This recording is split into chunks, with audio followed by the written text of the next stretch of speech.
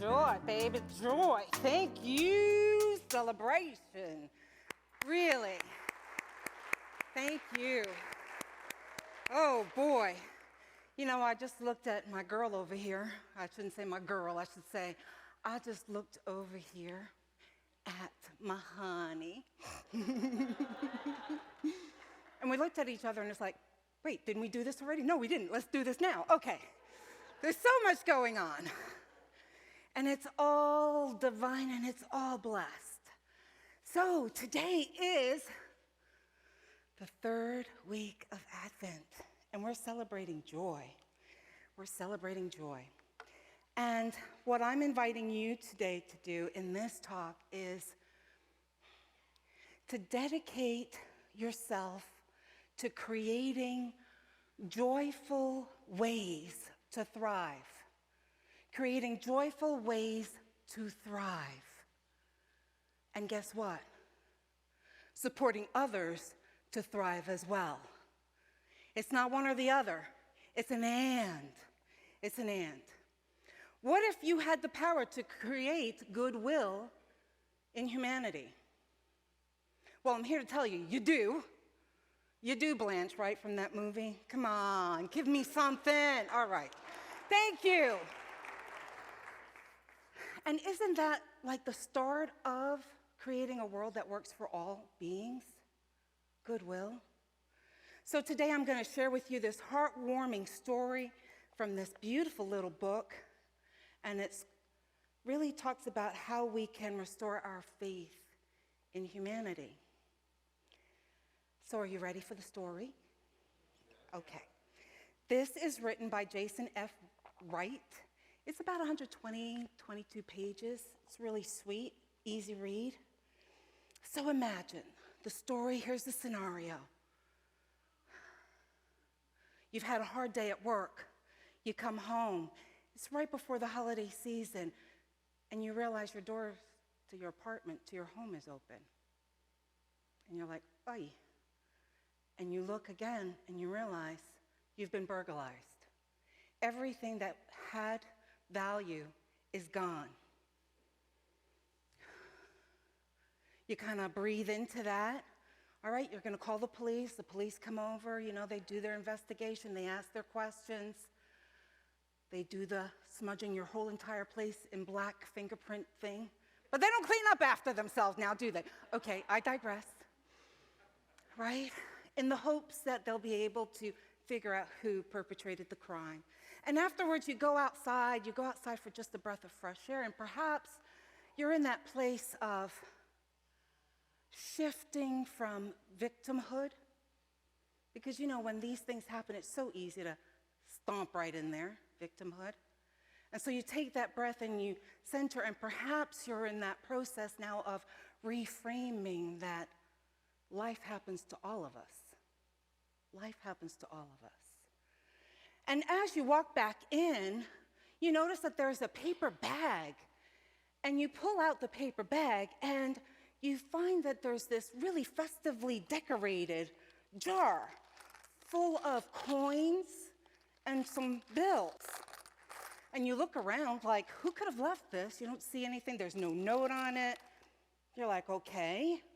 So you walk into your apartment, sit on the couch, and you kind of put everything out. And you start counting, and you realize it's $154 in coins and $80 in bills. You're kind of flummoxed, like, wow, that's amazing. And there's this sense of gratitude for this gift. Of course, because we're logical human beings now, we're like, okay, who could have done this, right? And we're going through our list of people that we could imagine that they would have done something so nice. But the more that you try to figure it out, you realize you're not having the answers that would tell you who this generous soul was. Well, that's the beginning of the story of the Christmas jar.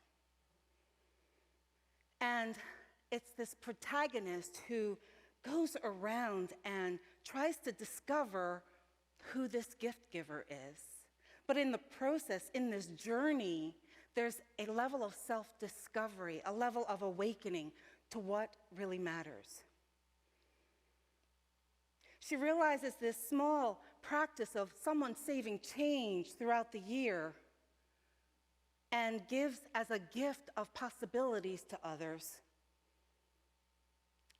is amazing, and yet the money was never really enough to save someone. The money was really never enough to save someone. But the Christmas jar became a way of instilling truth in the receiver, that they're not alone. They're not alone. It's a way of saying to someone, I see you. You matter. You are my brother. You are my sister. And this small thing can be a catalyst for restoring someone's faith in humanity. And in this story, another profound facet is brought to our awareness. There is something life-changing for the one who gives the gift as well. Life-changing. A reminder that there is more than our own self-absorption during this time of year. Getting the list done. Accumulating wealth, accumulating accolades. You see, there is an immense blessing for the giver, a reminder that each day the giver is making a choice, a small sacrifice that's going to be for someone else's good. And each time the change jingles in their pocket before they put it in the jar at home, there is an awareness that it will be a gift of caring for another. And then the conclusion of the story is poignant because the originator of the Christmas jar tradition has a time of need, and they receive more jars than they've ever given out. Energetic, yes? So I love this story, and it's become an annual ritual for me to read. And as I was looking through it and reading yesterday, the tears started, and I started sniffling again, you know? And what this has done for us is, for Graham and myself, we started our own Christmas jar tradition. We get so jazzed up about putting the change in the container. So Graham is so much more consistent than I am, and I love him for that. So he'll save the change, and then he'll put it on the top, because I got this fancy thing, so at the end, I don't have to count all the money that's in here. You know, you put the coin in, it just keeps adding up. So he'll leave the coin on here for me so I can giddily put the money in and see the numbers change, right? All of 12 I am, that's right. But there's joy in this.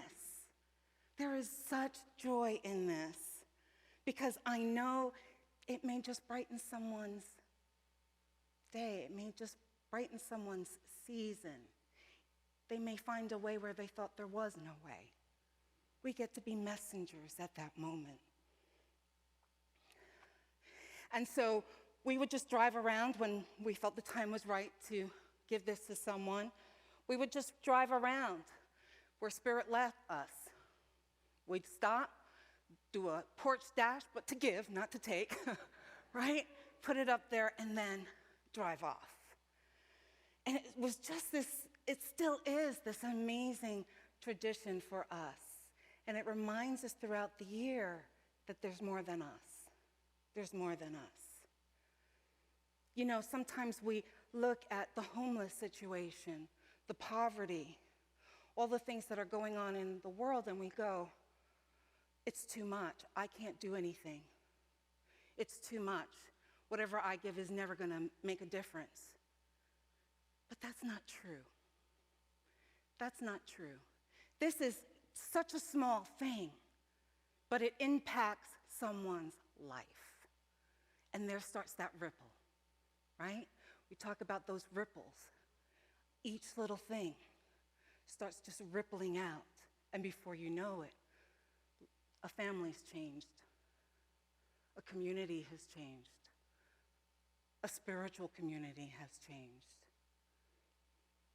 So I'm inviting you to join me in this Christmas jar giving as a new ritual.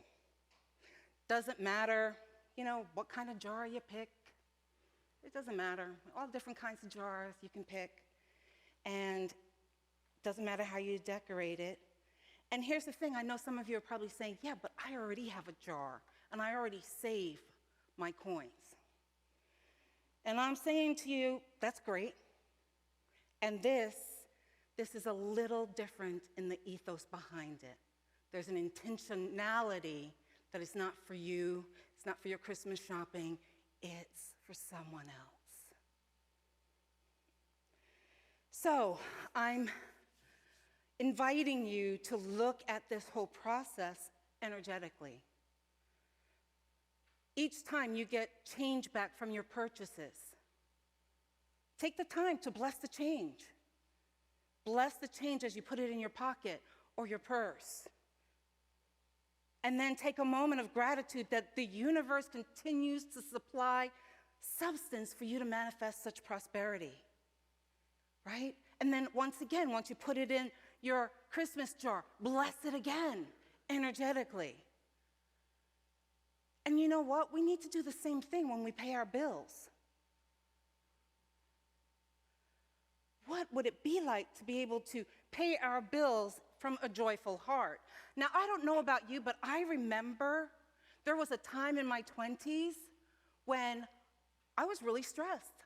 I couldn't pay the rent and the car note at the same time. There was this juggling thing that was going on. And now, today, I pay my bills early, and I'm grateful that I have the money to do that. Do you see the difference in the energy there? One of resistance and, oh my God, I got to give my hard-earned money to something, versus, oh my God, I am blessed with this to live the life I want. Thank you. Big difference. One is a constriction and a lack. The other is prosperity and abundance. So I'm going to talk about prosperity for a moment. I do love words. I love the meanings behind words. I love looking at and being aware of what do we think, what do we speak. And I love the word prosperity, especially from where it originates from. And it comes from Old Latin, two words, pro and spare. And pro meant for, and spare came from space, which means hope. So prosperity, the origination of prosperity, means according to one's hope. Do you hear that? According to one's hope, which is really about according to our expectations. The universe is designed to give you what you need. And what you think you need comes from what you believe. And what you believe becomes what you expect. So if you're stuck in that belief of not enough, what's the universe going to give you? Right, more not enough. It's simply giving you what you believe, what you expect, what you hope for. So my question to you becomes, do you want to continue to expand lack? I would hope not. Thank you. Or are you ready to receive an expansion of there's more than enough? So if you're ready to manifest prosperity, then I'm encouraging you to remember three things. The first one is that you are of God. You are of the universe. The universe wants you to be happy. It wants you to be fulfilled. And your beliefs and choices create the life you live. Create the life that you live. So wisdom would suggest that if you're not living your best life, you need to change your beliefs. If you're not living your best life, you need to change your beliefs. So as we honor this third week of Advent, which is joy, I am going to read from this cute booklet, the Advent booklet from Unity. It's called A Christmas to Remember. And I'm pulling from Thursday, December 23rd, and this is written by Veronica Walker Douglas. May this be a special time in which you accept that your true purpose in life is joy. Remember to be joyful and share this most precious gift on your journey. Your path is illumined as you cherish each blessing and appreciate all that colors your world in shades of happiness and hope. When you tune in to your divine center, you can narrate your happily ever after based on the story you write today. You've already been chosen for the leading role and may select your co-stars and supporting cast. Will you accept the universe's curtain call to step onto life's stage and shine your light? Well, your audience awaits, and the applause has begun. So savor each moment as you look around. Turn within to discover what brings you satisfaction and share delight. What is it that you truly love to do? Follow your intentions and guide your attention toward these timeless treasures. Forget fear. Forget fear. Forget fear. Forget fear. Surrender struggle. And remember that you deserve to be happy and enjoy a continuous flow of eternal joy. And the scripture is from Isaiah 55, verse 12. For you shall go out in joy and be led back in peace. The mountains and the hills before you shall burst into song, and all the trees of the field shall clap their hands. Joy.